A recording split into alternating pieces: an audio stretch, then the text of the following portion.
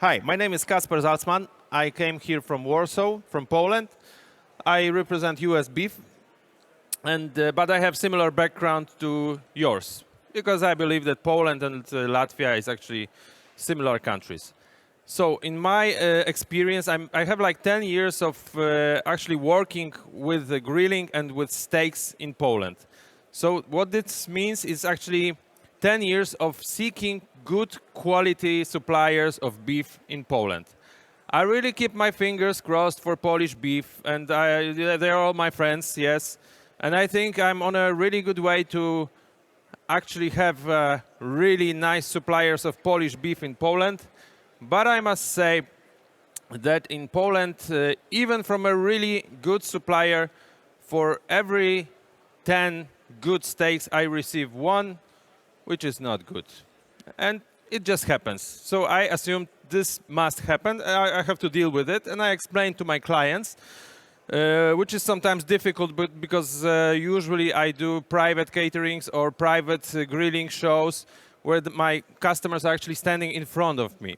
So it's really hard to say about steaks when you see someone chewing the steak for a few minutes, yeah? So it's really difficult.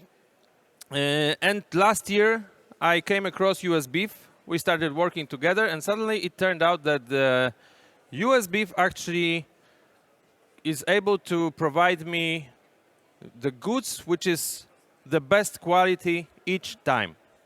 It's absolutely predictable. Each time I get the steaks from US beef, they are top quality.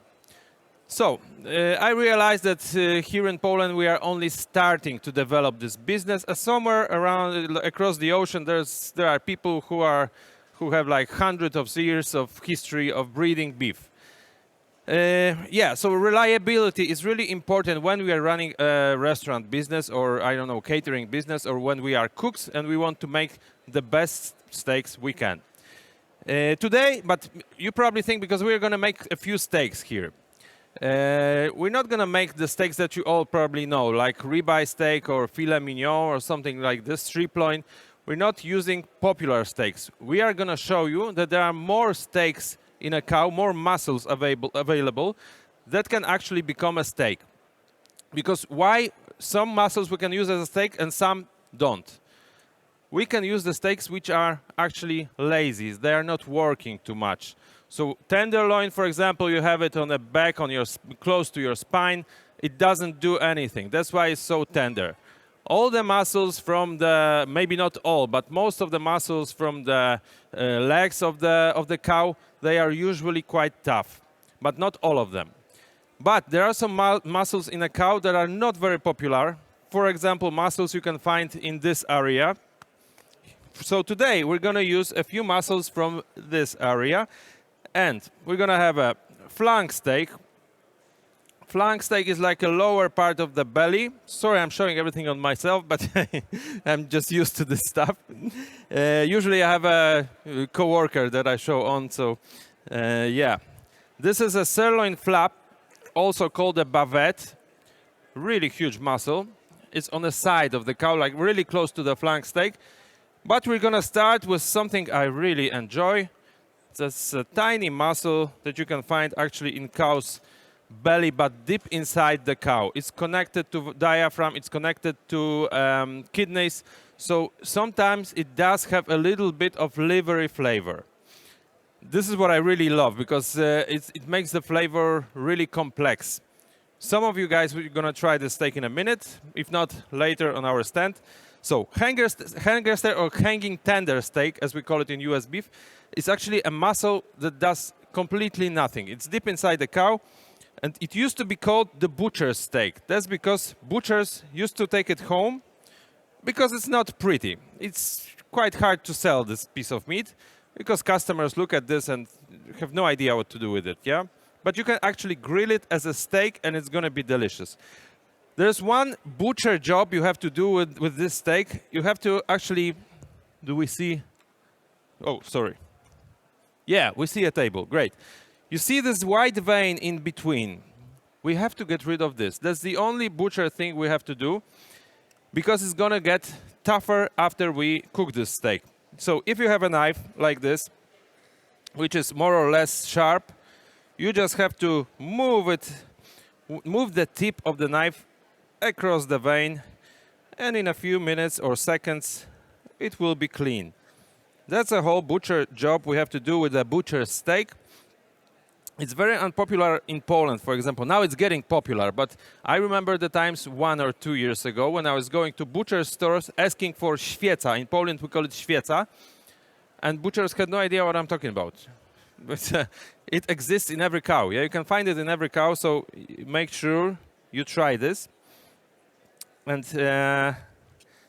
this is one of the steaks that cannot be cooked too well done because it might get tough. So this steak we are eating rare or medium rare, or even you can eat it raw.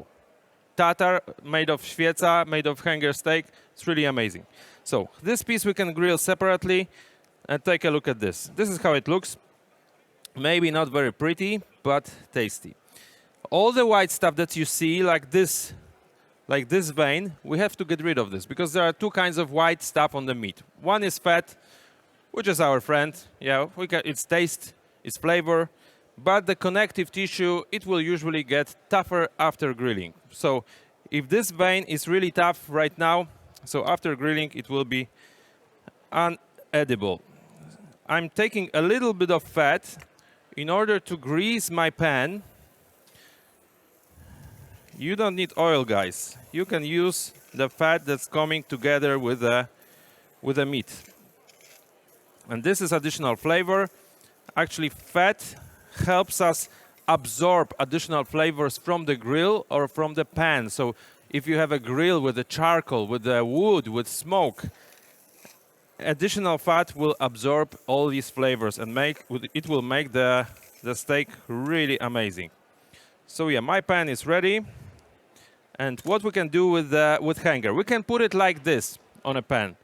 But if you have a situation like, for example, Reaton Proffesional Days, and you have 2 pans available and you have to act really fast, we can actually make it faster by cutting the steak into butterfly, or what French people call onglet.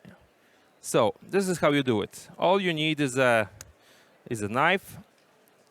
Any cook will handle this job, even drunken one or one on hangover, don't worry.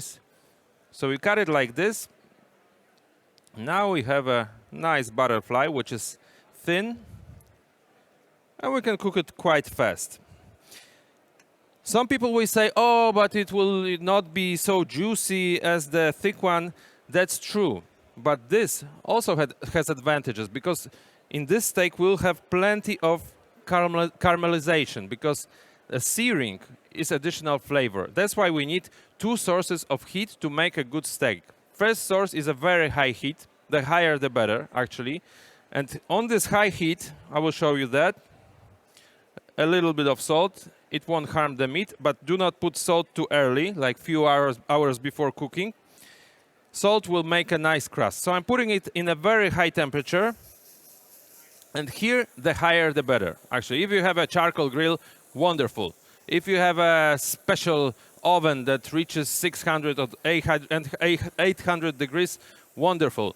But make sure you know how long you're going to cook the steak in a high temperature. Because sometimes, in a very high temperature, it can take 10 seconds to sear the steak to receive additional flavors. But sometimes, if you have, for example, a pan like me or a grill that is not very powerful, it can take 1 to 3 minutes. But cooks in Poland always say that, oh, you have to close the pores of the meat. You have to close the meat. That's why we do it. It's actually not the main purpose of cooking the steak in a very high heat. Imagine that when we have a steak like this and it's completely raw, it doesn't have too much aromas. It doesn't smell very good. If it smells, it's usually not a great smell, and we should probably throw it away. But the moment we put it in a high temperature, the moment it actually reaches the flames and really, really hot grill, we feel beautiful aromas all around the place. Yeah? First row, what do you think? Do you feel it already? Do you smell it? Not yet? You can come over closer. Yeah, that's why we do it, to give additional aromas to this meat, additional flavor. That's a Maillard reaction. It's really important. We cannot omit this moment. But then, if we have a steak like this, I can put it as well on a grill. We need something that's called indirect heat. And in this case, the lower, the better. For example, if you have a slow cooker that reaches 120 degrees, beautiful. You can put the steak in there. It will be really tender and juicy, because the higher the temperature for the second stage is, it might actually dry out the steak. So later we need more time in a lower temperature.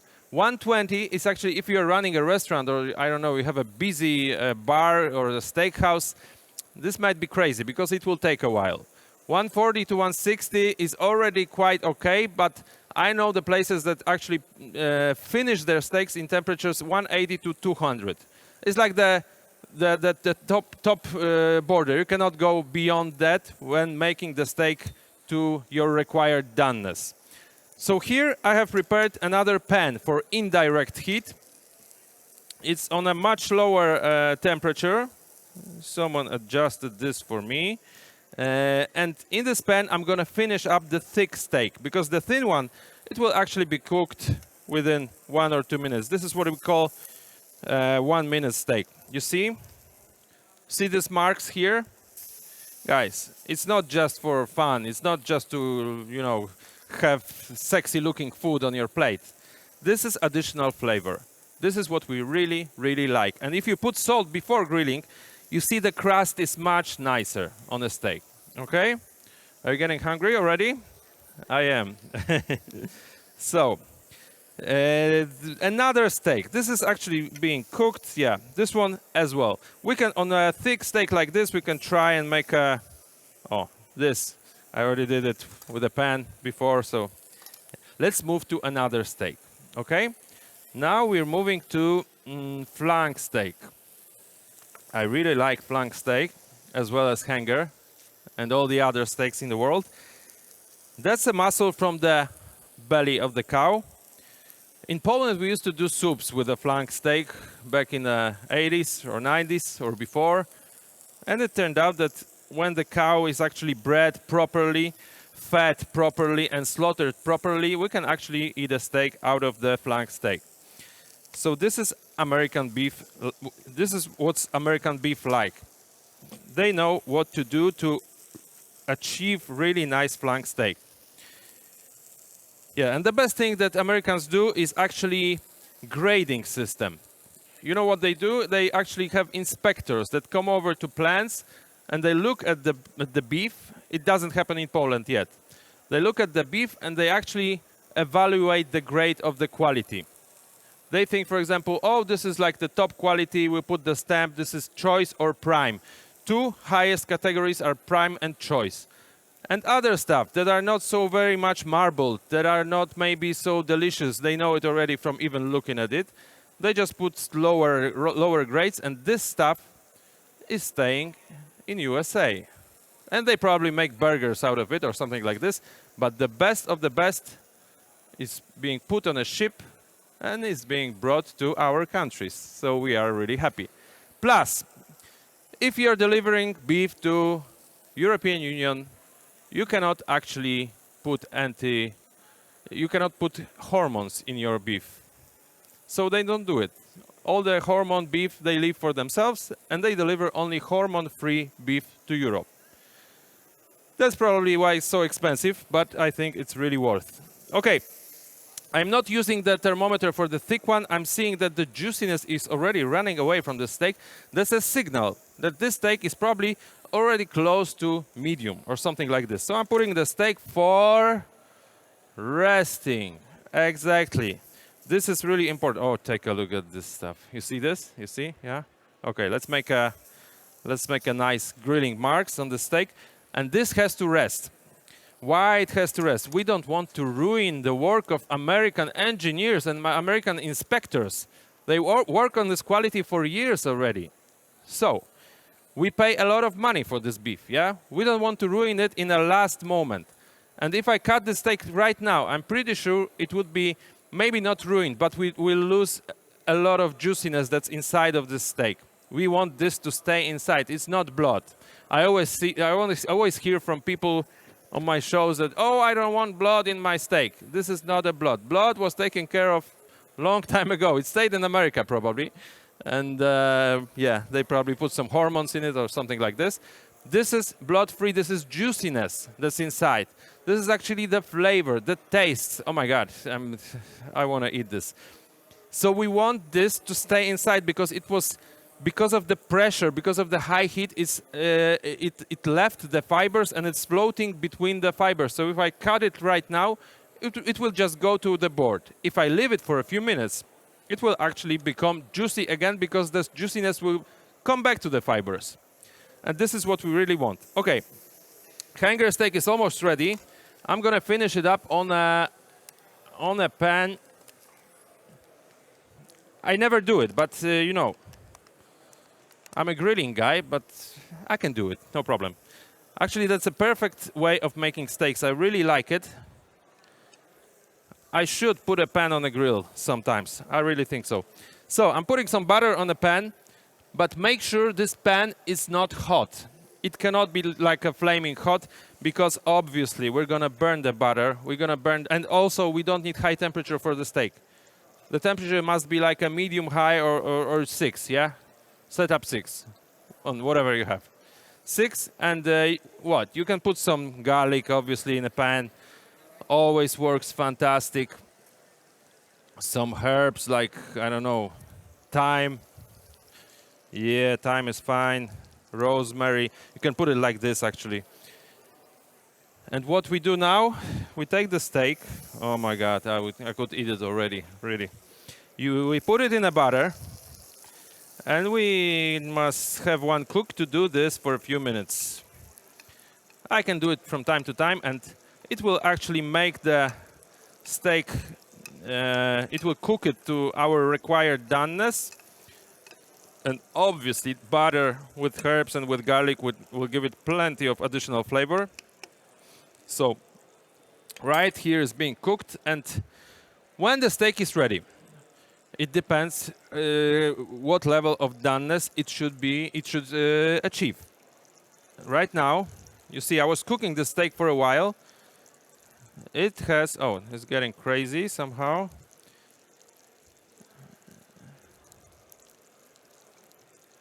Yeah. Okay, so we have to do it without the thermometer.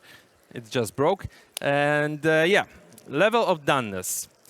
Below 49 degrees, because that's a mistake that cooks usually make in restaurants. Because when you order a steak which is rare, they just put it on a pan and left and right and go. Yeah? And inside it has like 25 degrees. It's not even, you know, cow in a heat, with a fever, nothing. 25 degrees is actually raw meat. Everything that's below 49 is a raw meat. 49 to 54, that's a level of rare. Rare doesn't mean that the meat is raw. That's a difference, because rare is actually, the proteins are beginning to cook inside the meat, although the color is still red inside. Between 54 to 57, it's medium rare. 57 to 60 is medium, and if we go above 60, it's becoming to be like a gray-brown stuff. We usually don't like, but some customers do like, so we must obviously do the steak well done as well. But this is medium well up to 65, and above 65 is actually well done, but it depends on the country, because some countries say that 77 is well done, for example, America, and in some countries 65, 68 is already well done. For me, 65 is well done. When someone is ordering well done, I'm giving actually 62 or 63. And if it's not okay, you can always cook the steak up to 65 or 68 if it's necessary. Okay, I know what I don't have here. I don't have a plate for you guys. Could you get some plate? Because we are now eating the steak, yeah? So make sure, look at the hanger steak, yeah? Look at the fibers. It goes diagonally. It doesn't go like this, doesn't go like this. So make sure you cut the steak against the grain. It's really important, okay? Looks good. It rested. You see the color. The color gets darker. Oh, yeah, thank you very much. The color gets darker in a minute, actually, because of the oxygen. It gets, how to say it, like an IT world, updated. It's getting updated in a few minutes. Yeah, and this is how it looks. I know we put salt already before grilling, but it's not a problem to put a little bit also after, because the inside is not salty at all. We could also put some pepper if I took it from my stand, but never mind. You'll feel the flavor. It's all about the flavor of the meat today. We're not making fancy, oh, maybe this one, maybe some butter, but we're not making any sides. Please, come on, come on. Oh, we also have no forks. Hands work really nice. I'm using hands always when eating.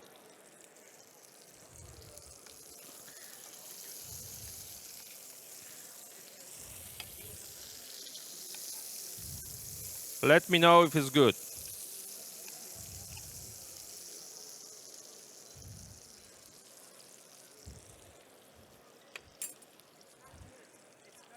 Okay, thank you very much. There was a complaint. It's not good. It's perfect. That's what she said. Look, guys, it's really simple. It's really, really simple to make a good steak, because people think it's some kind of knowledge, like I'm an alchemist or some magic guy or some, I don't know. It's not a trick. All you have to do two things. First, you must get a good product. And second thing, you cannot spoil it. And that's all you have to do. Nothing else. Okay, I think this steak is also ready, so let's put it for resting. I'm not using a thermometer, so I'm using what I always call Jedi forces, because I always meet cooks who say, I don't need a thermometer. I grilled like thousands of steaks in my life. I have Jedi forces. If I look at the steak, I already know. If I touch it, I'm like 200% sure. And trust me, I have a guy, for example, working for me who is Australian, who is like an authority for a Polish guy, who is working for 30 years in a kitchen. Try to argue with a guy like this, yeah? And he always says, dude, it's not rare. It's not done. It's rare. It's rare. And I go with the thermometer and I check it. And it's like, for example, I don't know, 58 degrees. It's ready. Oh, okay. It happens many times because it depends on what steak are you making. If you're using your Jedi forces or your what we call a touch method, you hold your hand like this, you touch this muscle. That's what raw meat should feel like. If you touch this 2 fingers, that's a rare. 2 fingers, that's a medium rare. 2 fingers, that's a medium. 2 fingers, well done, or something like this. Similar, yeah, but it's getting harder with each finger. So, to do it on a steak, maybe on a burger. Burger is actually quite easy, because it really gets harder when it reaches somewhere around medium rare. So you are able to cook a burger only with your pan and with your hand, yeah? But with a steak, it's really impossible, because every steak is actually acting differently. When you have a ribeye, it's really simple, okay? But, for example, already with filet mignon, when it's thick like this, sometimes it takes, I don't know, when people order, for example, filet mignon well done, I sear it, I put it in the oven, and sometimes it takes 40 minutes to cook it inside to the well done level of doneness. So try to imagine cook who is touching the steak for 40 minutes and checking if it's already well done or not. And also, some steaks have different structure. For example, strip loin, the fibers are more close together. It's tough already when it reaches 25 degrees. Yeah, it's already tough. So people usually, when they are making strip loins, oh, it's always rare inside. Usually, not always. Some guys really know their job. And stuff like hangers or bavette, they remain soft for a long time. So it's other kind of story, because people cook it already to well done, and it's still soft, and they have no idea what's going on. Okay, let's cut this one. Let's see what's the difference between the thin hanger and the thick hanger. Take a look inside. This time no thermometer, but inside the color is really nice, somewhere close to medium rare probably. So that was the last moment actually I could take it off. Someone didn't clean the steak properly, so there's some connective tissue on the steak. Don't worry, I'll get rid of it for you guys. Ugh, what an idiot prepared this steak. Yeah, connective tissue. Never mind. The steak is ready. A little bit of salt. And yeah.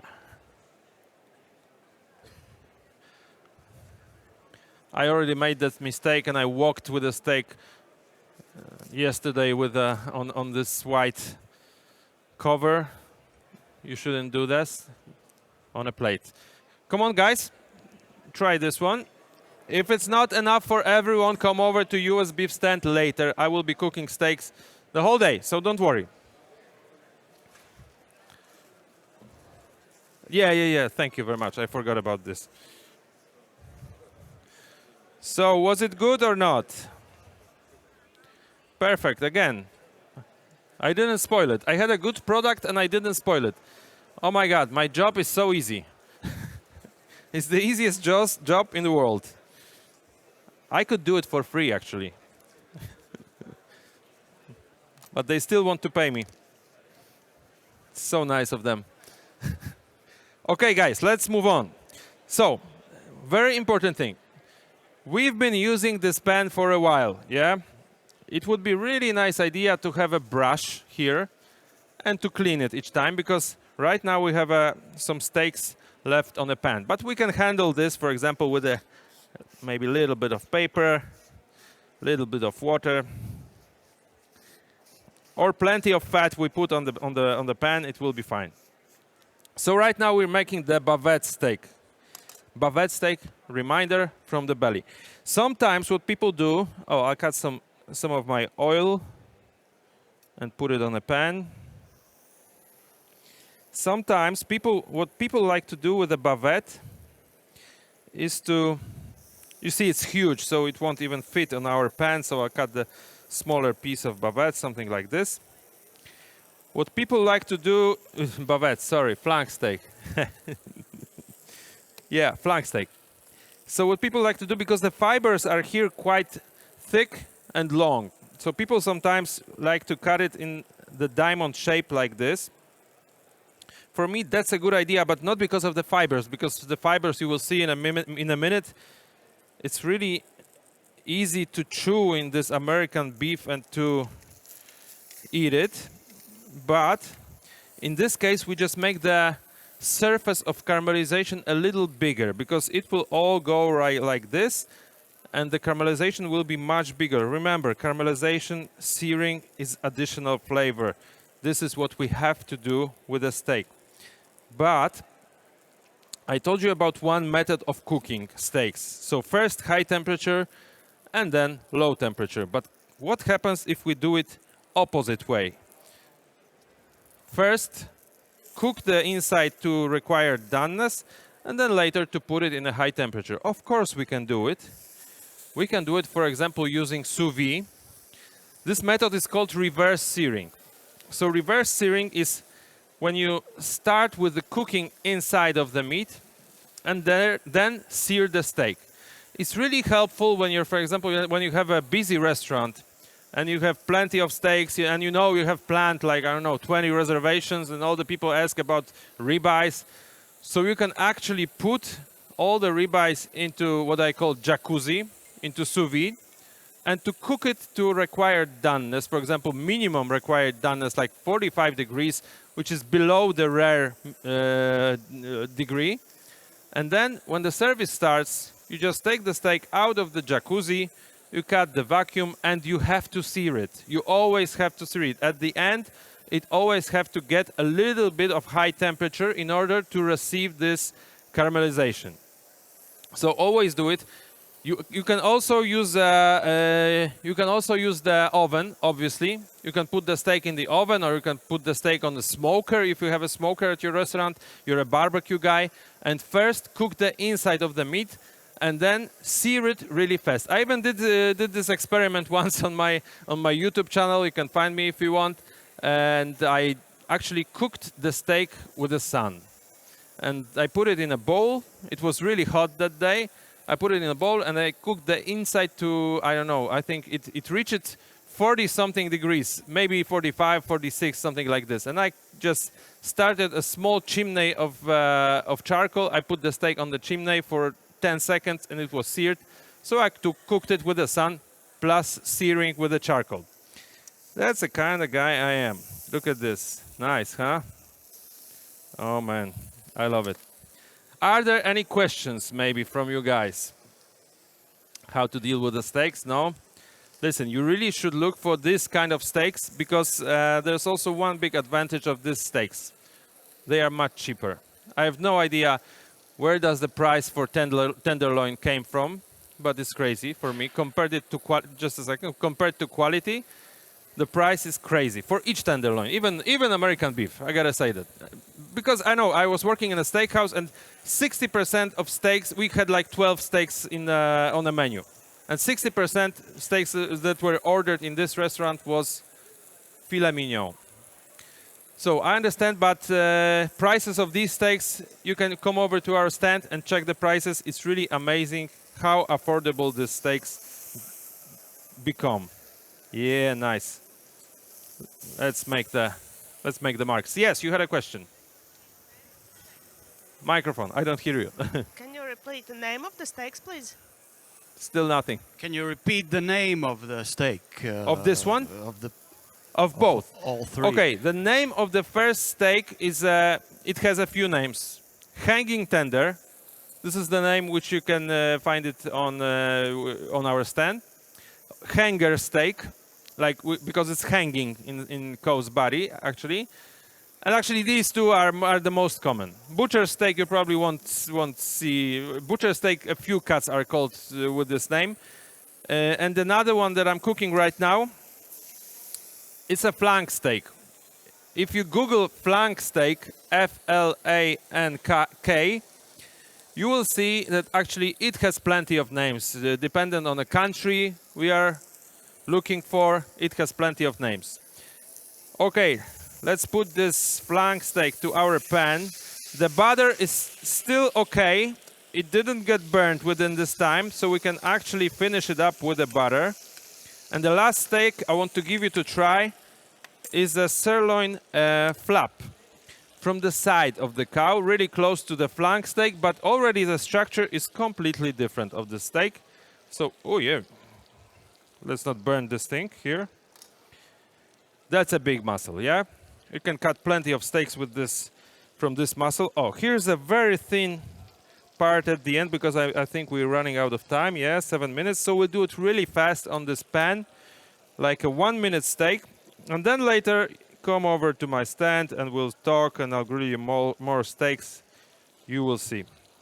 That's a sirloin flap, or very popular name is also a bavette. Bavette, B-A-V-E-T-T-E. So this is going to be our 1-minute steak, or even 30-second steak. Maybe not this one. Something from here. You see the fibers of this muscle go like this, yeah? So always be careful how you're cutting it after the grilling. You don't want to go like this because it might remain maybe not tough, but it will take a while to chew these fibers.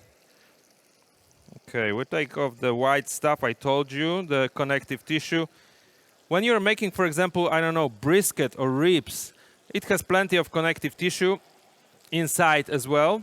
That's why we always cook it low and slow, because the connective tissue actually can dissolve in a gel, in a really tasty, beautiful gel. But it starts happening over 70 degrees inside, so the meat is already well done. And it needs time, and it needs really low temperature. So you don't want to do it like with the steak method, because the fibers will stay, the connective tissue will stay tough. So when you're making a steak, you have to get rid of the connective tissue, of the silver skin, of the stuff like that.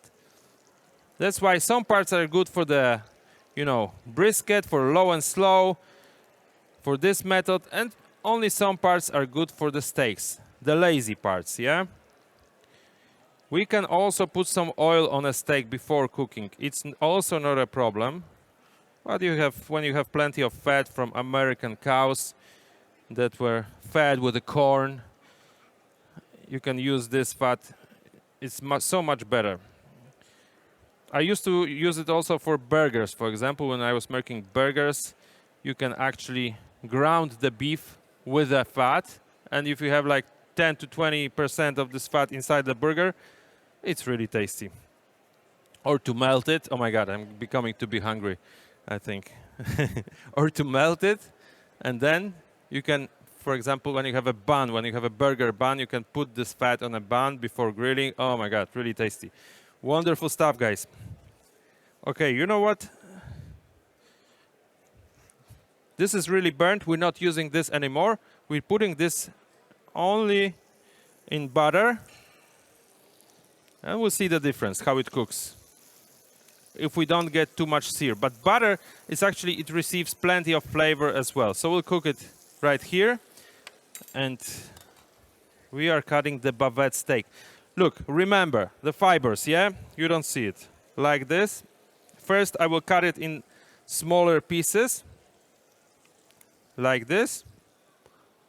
And then I cut it against... Hold on.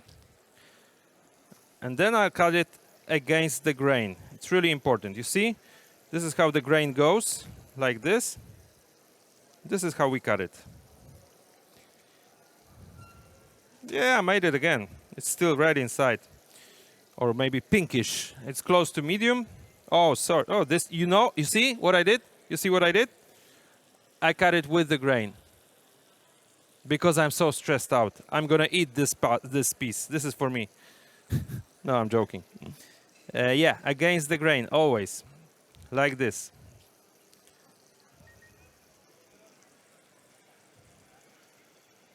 Against the grain. It's not very important with American beef because, as you already know, all the pieces are tender. It's actually really amazing for me because when I buy bavette steaks or hanger steaks of Polish beef, sometimes they can get a bit hard, a bit tough, a bit chewy. And each time I get these pieces from America, they are always really tender, really delicate, and I never have problems with it. Okay, let's go, guys. Come on. That's a flank steak.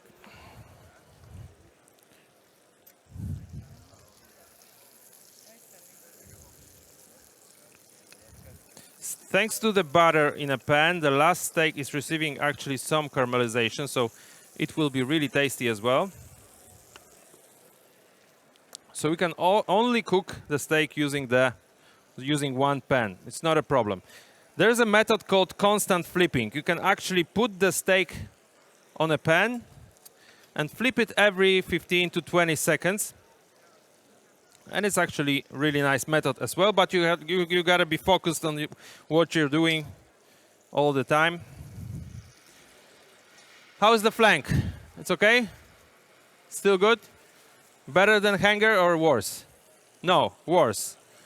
Maybe it's because it was close to medium, so maybe it's not your favorite level of doneness.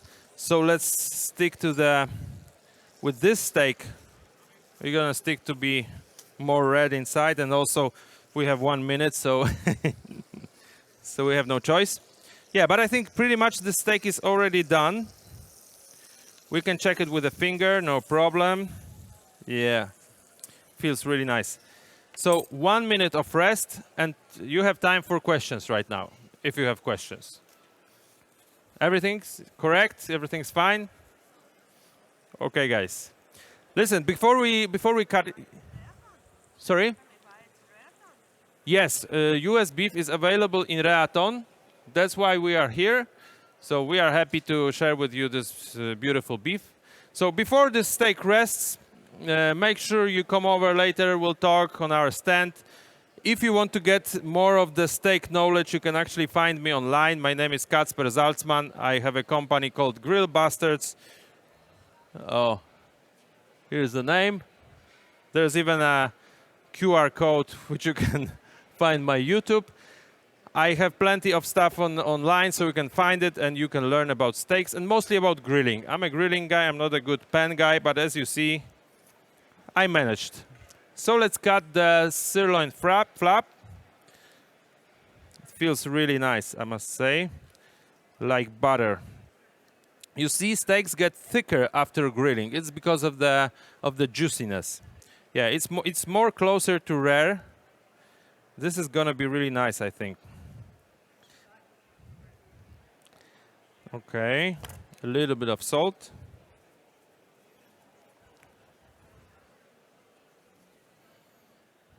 Okay, and before I feed you, I would like to say thank you very much and see you next year, probably.